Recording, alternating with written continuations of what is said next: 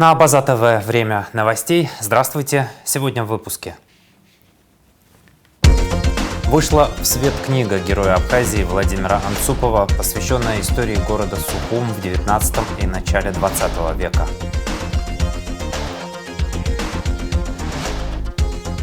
Задача приобщать к искусству. Выставка знаменитых абхазских художников в частной галерее The Wall Gallery будет продолжаться еще неделю.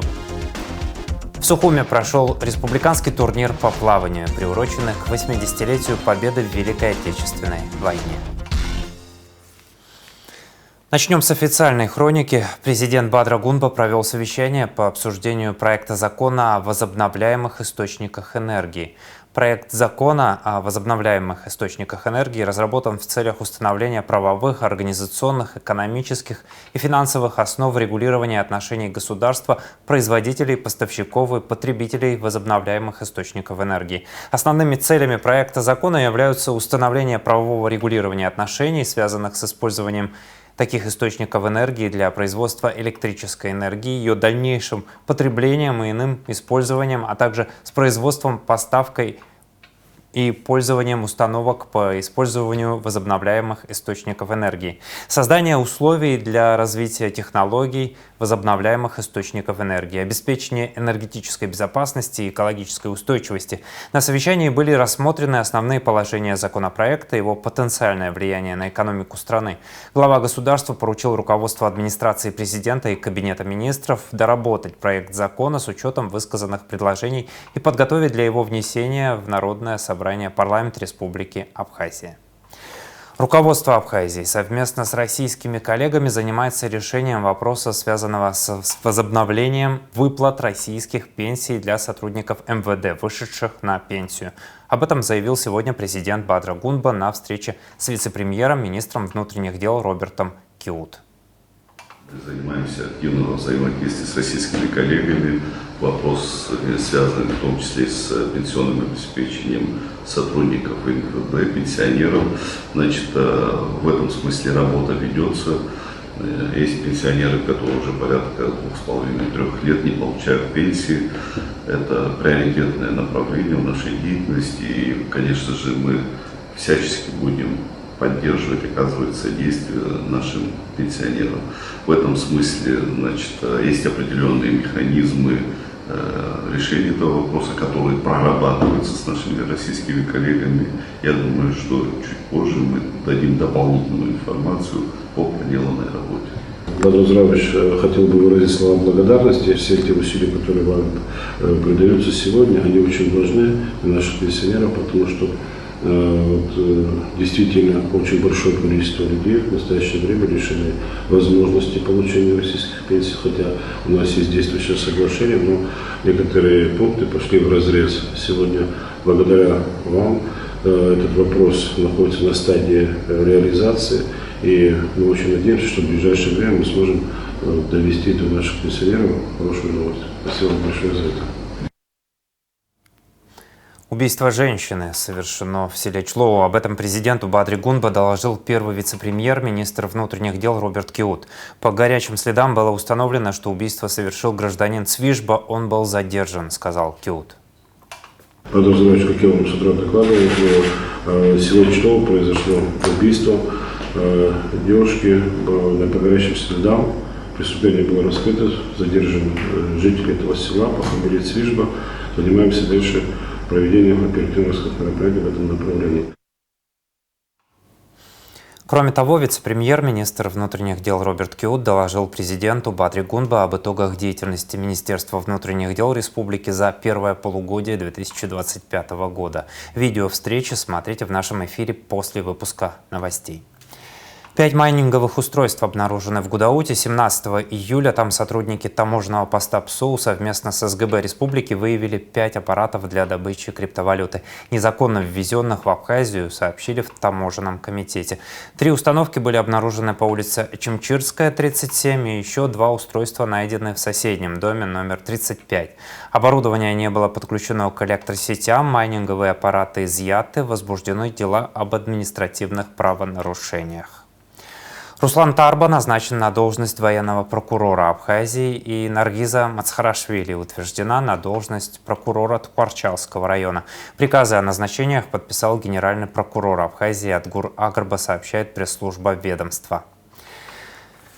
Накануне стало известно о смерти на 89-м году жизни Элеоноры Павловны Казмиди, человека, который был беззаветно предан своему делу, любил свою родину. Элеонора Казмиди – активный участник национально-освободительного движения абхазского народа, заслуженный учитель республики, ветеран труда.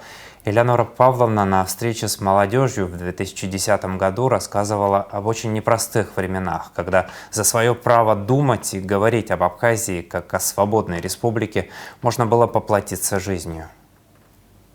Я из принципа, когда кто-то страдает, мне не важно, это опасно или не опасно, я принимаю его сторону. Вот такая у меня позиция. Такая была атмосфера накала в республике страшная. Вот. И я встретила случайно двух журналисток. Они мне говорят, вот Ардземба был в это время в Верховном Совете, тогда заседал Верховный Совет. Он был там. И они мне сказали, давайте мы напишем телеграмму, вернее, мы пишем и подписи. Я иду по улице, но у меня же много, я давно живу, родилась в Сухуми. Смотрю, кто-то на меня так еле смотрит, отворачивается. Я ничего не понимаю. Потом мне сказали, слушай, ты вот подписи собирала, и уже, знаете, как будто бы я динамит где-то прятала. Вот тебе из этого и будет. Грузины ворвались ко мне в дом. В общем, 5 сентября забрали в тюрьму. Они хотели убить меня с самого начала. И как они меня туда бросили, а дверь оставили открытую. То есть она была прикрыта, лежит ключ и замочек. И туда довольно часто врывались гвардейцы, наставляли на меня автомат, имитировали расстрел, убегали, потом следующие. Пугали. Ну, была бы я подурнее. Вот, открыта дверь, беги. И при попытке к бегу меня бы просто расстреляли. Что-то один спросил меня, а я говорю, у нас в Абхазии. Он как зарет, где? Это были грузины. Где? И я так, в Грузии. А потом разозлилась на себя, что я поддалась на то, что он так заорал.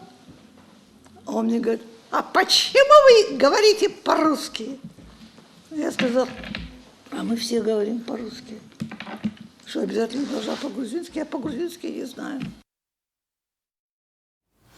Министерство культуры Республики Абхазия выражает искренние соболезнования родным и близким по случаю смерти Элеоноры Павловны Казмиди.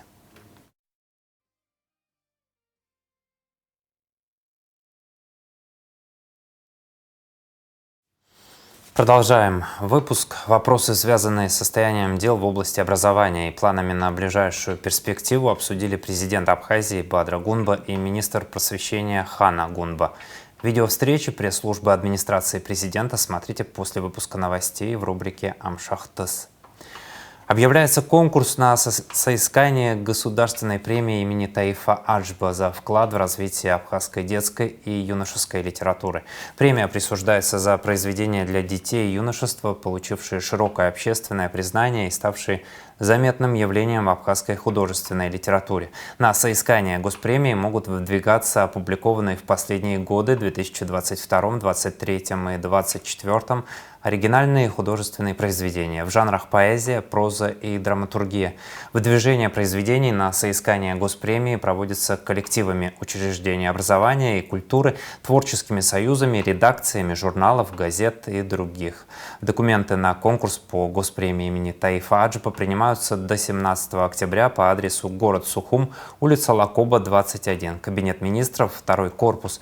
Перечень необходимых документов для представления можно получить по телефону +7 840 226 75 42, +7 940 965 91 02.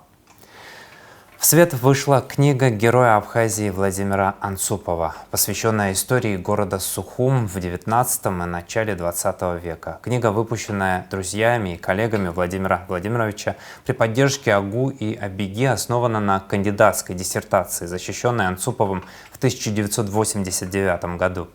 Подробности в репортаже Рады Чачава.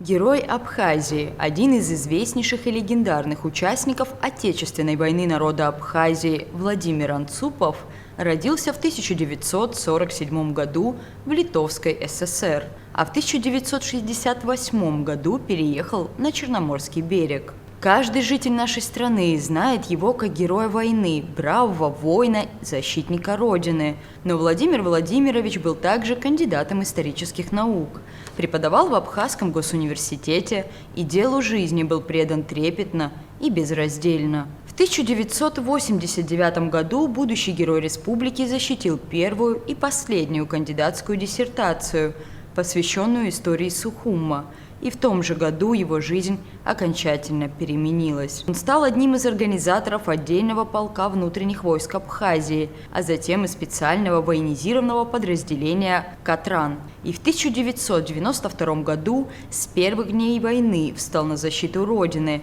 воодушевлял соратников на борьбу с врагом, организовывал группы самообороны в восточных районах. Дважды Владимир Анцупов был ранен, а 14 декабря 1992 года, в день по-настоящему страшный для Абхазии, погиб на борту вертолета, сбитого Грузией над селом Лата. Его многочисленные наработки, его материалы и документы сохранились. Этот человек, конечно, в памяти абхазцев остался как отважный воин, создатель спецназа, там, руководитель специальных операций, герой Отечественной нашей войны на Абхазии. Но это историк. Работал лаборантом, преподавателем, старшим преподавателем. Был аспирантом Сураба Виадоровича Ичебадзе. С самого начала у него была вот эта тема, история города Сухум, 19-го, начала 20 века, до установления советской власти. Он защитил эту диссертацию, причем он готовил ее как книгу.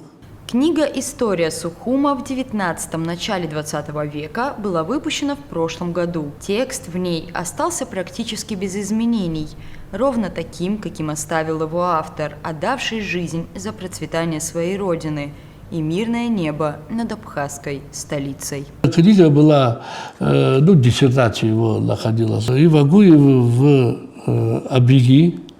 Значит, над ней работали, значит, одобрил и нам, поручил это сделать Олег Алексеевич Варамия, ректор АГУ, директор Абхазского института Арда Инверович Ашуба. Материал более-менее подготовил Алексей Яковлевич Бар, который заодно ведет апсотеку и так далее. Он большой библиограф и большой этот. Ну и какую-то часть там научную смотрел я. Я же сделал там предисловие. Никаких таких изменений в текст мы не вносили, потому, можно сказать, это была такая, не самая простая, но и не самая сложная работа. В книге отражена не просто история причерноморской столицы. В ней сокрыта вся глубина, аутентичность и самобытность сухумской жизни в досоветскую эпоху. А потому интересна и полезна книга Владимира Анцупова будет как исследователям и специалистам, так и любому, кто искренне влюблен в Сухум или в историю Абхазии. Это, по большому счету, наиболее обстоятельная книга по истории дореволюционного Сухума. С момента присоединения Сухума, Абхазского княжества к России и до установления советской власти. 4 главы, и она разбита вот по хронологическому. И социально-экономические, и культурные, потому там много есть именно того, чего сейчас, на что мало обращается внимание. Это вот социально-экономическая промышленность, какие-то торговые, прочее. Именно социальная жизнь, то есть формирование того же рабочего класса, да, городского населения, да, вот население, как оно формировалось и так далее. И для специалистов, и не для специалистов. Да, она будет не безинтересна тем, кто интересуется просто историей Сухума, историей Абхазии, историей вообще. И она будет не безинтересна.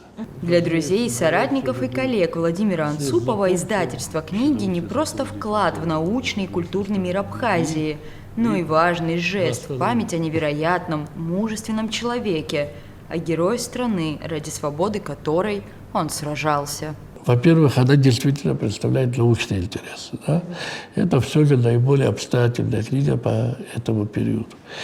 Во-вторых, это дань памяти Владимиру Владимировичу Анцупову. Мы хотели показать, что это не просто, да, человек, да, как говорится, солдат, человек-воин, да, человек-офицер, но и человек большой ученый, который, может быть, не сумел, да, до конца, ну, судьба так сложилась, реализовать свой потенциал, но он, хотя его судьба резко бросала, да, но все же до конца, до начала войны он институт окончательно не бросал, университет, читал лекции, вел научную работу и все же думал, да, вернуться к ней и заняться наукой более обстоятельно. Книга выпущена относительно небольшим тиражом – 300 копий. Однако, как отметил Сослан Салакая, вероятно, приобрести ее в свободном доступе все же удастся. Онлайн книга доступна на сайте apsneteka.org. Рада Чачава, Торника Амичба, Абаза ТВ.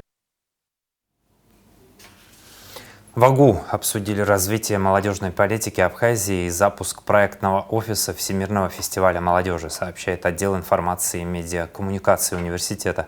18 июля здесь состоялась встреча представителей дирекции Всемирного фестиваля молодежи с руководством вуза, на которой обсудили различные аспекты развития молодежной политики и запуск проектного офиса ВМФ на базе АГУ.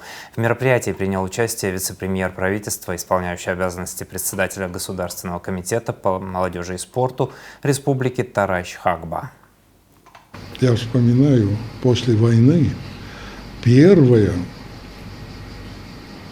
молодежная организация в Абхазии была создана в Абхазском университете. Союз студентов Абхазского государственного университета. И долгие годы наша команда, университетская команда «Нарта» из Абхазии, которая вот совсем недавно первое место они взяли на, так сказать, может быть, последнем конкурсе. Вот. Но это ребята, которые все были моими студентами. И мы всегда радовались за их успехи. И сегодня они продолжают это все. Это очень здорово и очень хорошо. Мы понимаем, что у молодежи не так много мест, где можно, где ребята могут встретиться, какие-то неформальные пространства, пообщаться, потому что есть образовательное учреждение, а есть же и, так сказать, большой и внеучебный, что называется, да, процесс, так называемая воспитательная работа, да, и на площадке университета она, безусловно, проводится, но когда ребята выходят за территорию вуза, да, у них, кроме как пойти, условно, в кафе, в ресторан, еще куда-то, да, и это не всем доступно. Вот таких мест, точек притяжения молодежи, их не так много на территории республики.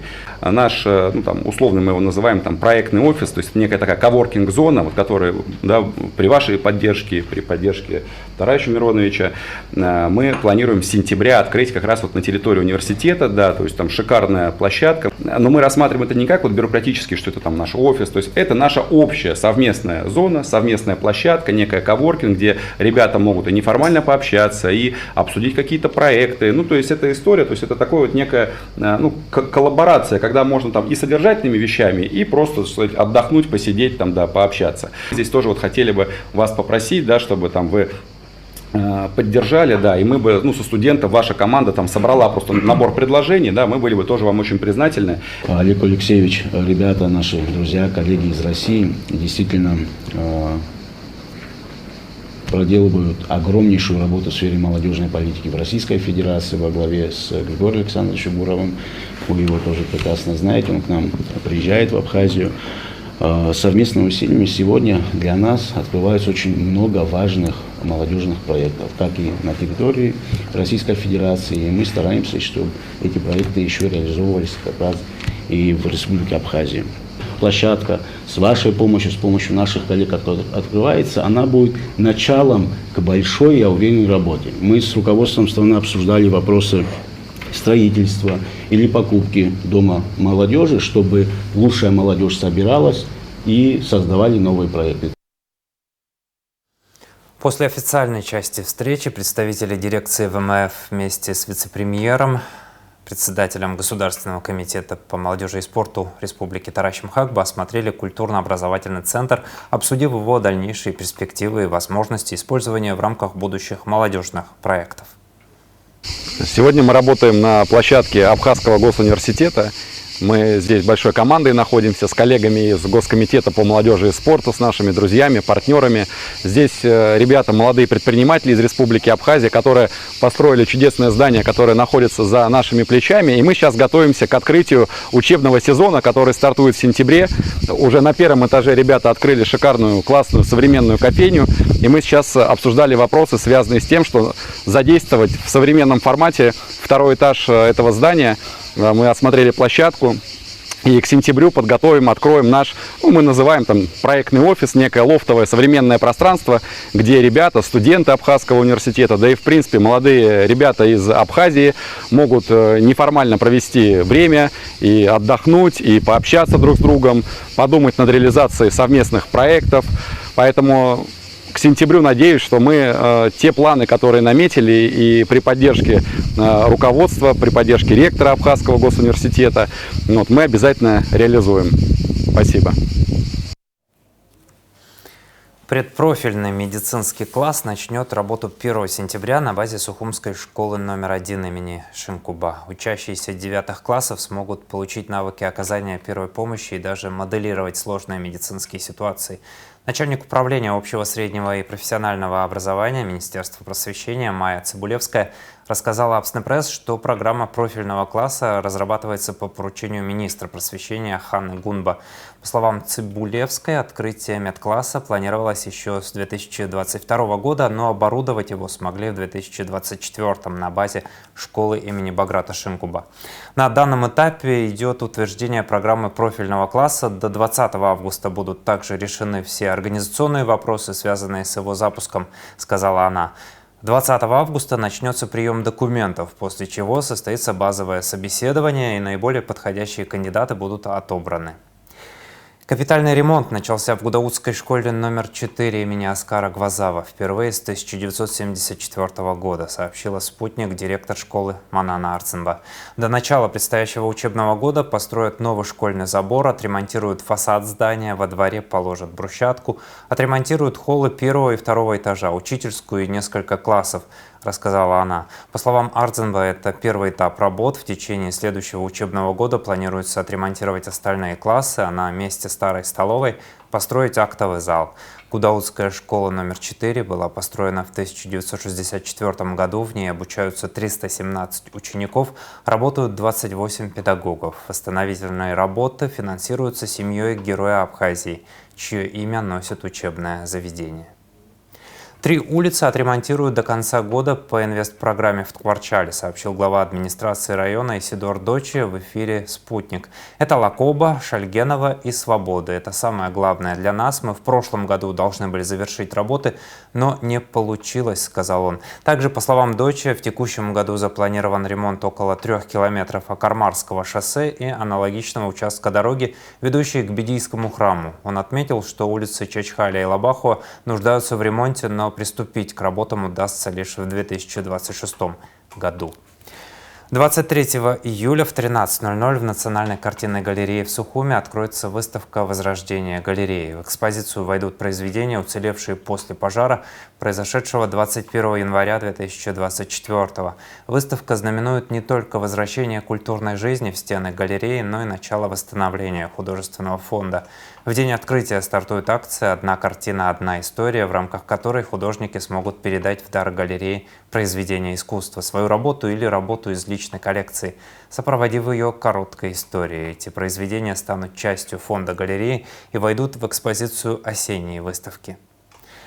Выставка знаменитых абхазских художников Адгура Дзидзаря, Игоря Панченко, Адгура Ампара, Храджинджел Беслана Ласурия, Георгия Боронина, Константина Иналепа и Сергея Сангалова в частной галерее The Wall Gallery будет продолжаться еще неделю.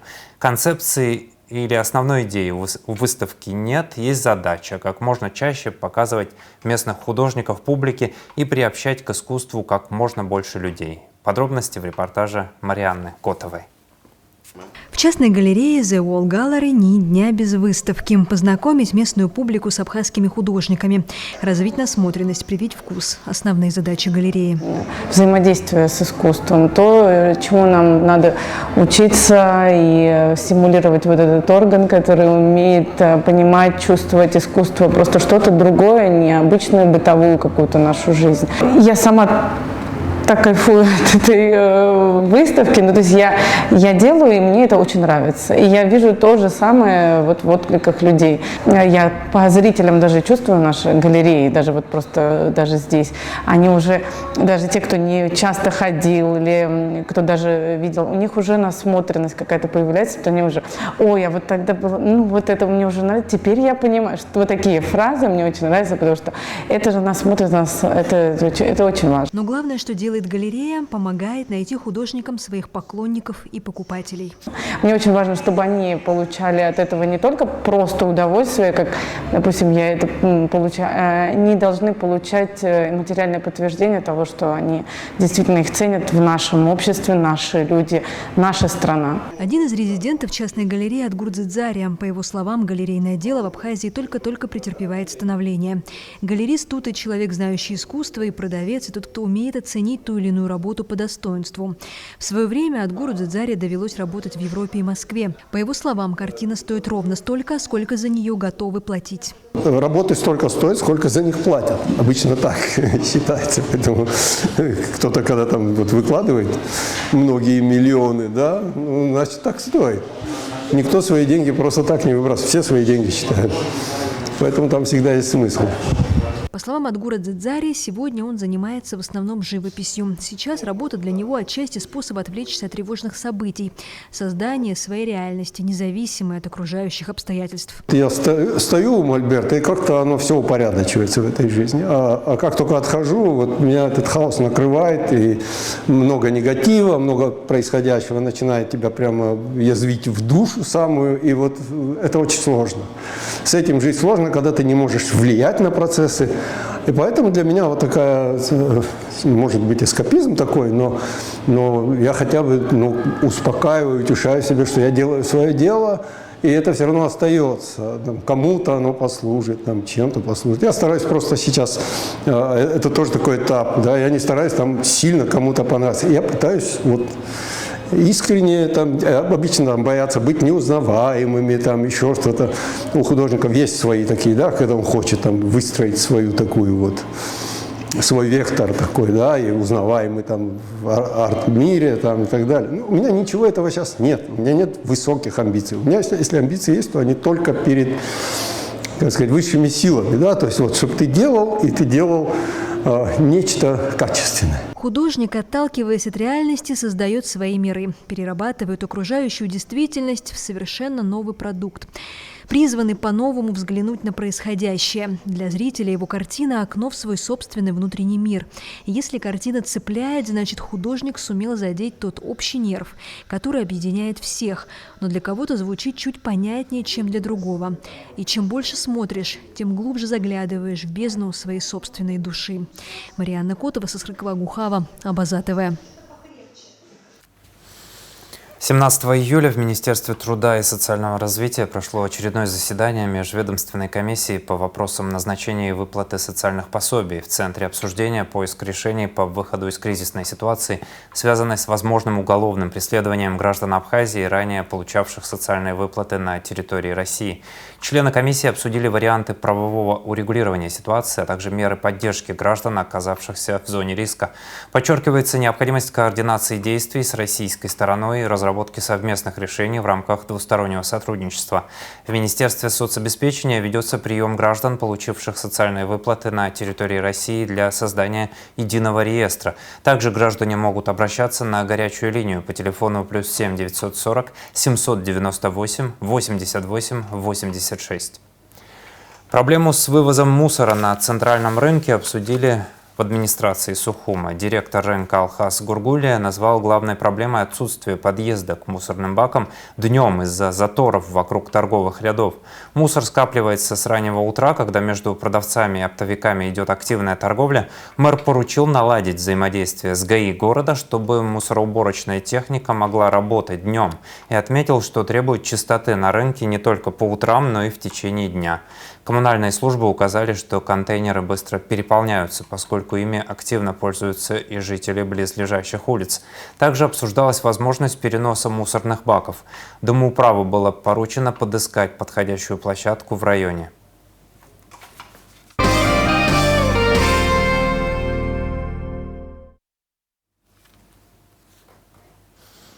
Новости спорта. Вице-президент Республики Беслан Бигвава принял мастера спорта России международного класса, чемпиона Европы по версии IBF European, серебряного призера Европейских игр, двукратного серебряного призера чемпионата России Харитона Агарба, сообщает пресс-служба президента. От руководства республики и от себя лично выражаю вам слова искренней благодарности за вклад в развитие бокса. Своим трудолюбием, стремлением, упорством и желанием победы вы достигли больших высот. Мы горды тем, что наш соотечественник – многократный победитель и призер международных и национальных турниров. Желаю, чтобы на вашем спортивном пути возникали новые ступени, на которые вы с радостью будете восходить. Здоровья, энергии, всегда оставаться неутомимым, непоколебимым и непобедимым. Желание двигаться вперед и развиваться пожелал боксеру Беслан Бигвава. Харитон Агарба поблагодарил руководство страны за высокую оценку его спортивных достижений. В Сухуме прошел республиканский турнир по плаванию, приуроченный к 80-летию победы в Великой Отечественной войне. Более 70 юных спортсменов из Абхазии, Москвы и Краснодара вышли на дорожки, но за медалями стоит гораздо больше. Ежедневный труд тренеров и стремление развивать спорт с нуля. Заур Кварчи продолжит.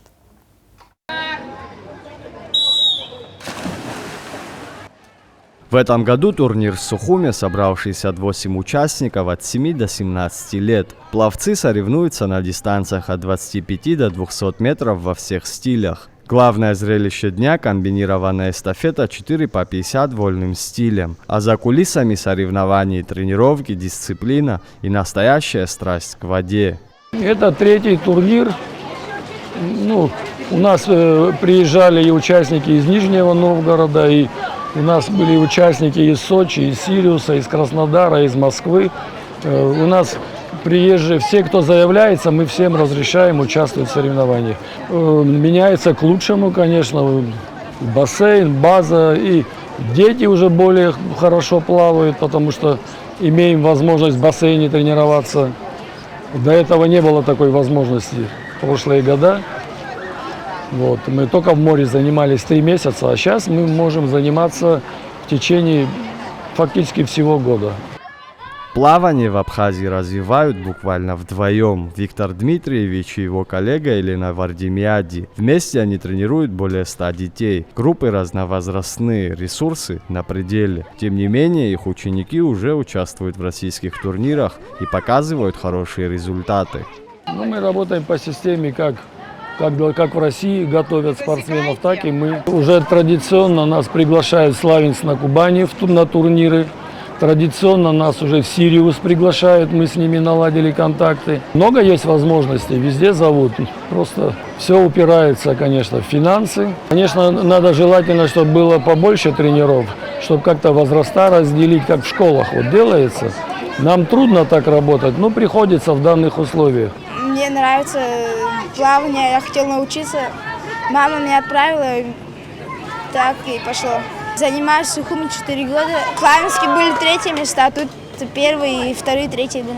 Вообще я начала плавать просто, чтобы для себя научиться, и втянулась. Уже года 4. Чего ждешь от этих соревнований? Ну, первые места, конечно же.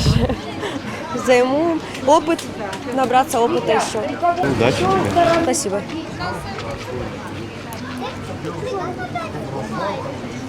Соревнования проходят в духе поддержки и дружбы. Все участники получают грамоты, а лучшие – медали и кубки. Но главное – это не только спорт, а школа характера. В будущем организаторы надеются привлечь больше тренеров, укрепить базу и вывести абхазское плавание на новый уровень. Заур Кварча, Валерий Квиквискири, Абаза ТВ. Продовольственная и сельскохозяйственная организация ООН продолжает на телеканале Абаза ТВ уже знакомый, полюбившийся многим телезрителям цикл передач «Школа фермера», где агрономы делятся полезными советами по ведению сельского хозяйства. Сегодняшний выпуск посвящен технике обрезки овощных культур. Смотрите его в нашем вечернем эфире. Сейчас о погоде.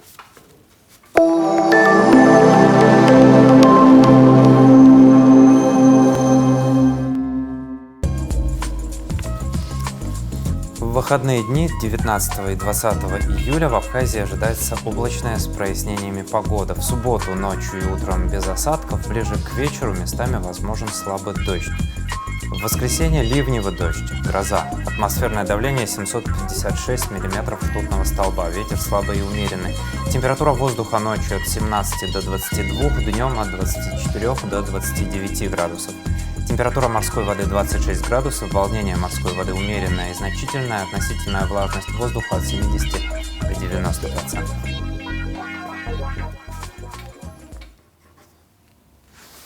На этом выпуск завершен. За развитием событий следите вместе с нами. До новых встреч на Абаза ТВ. Удачных выходных!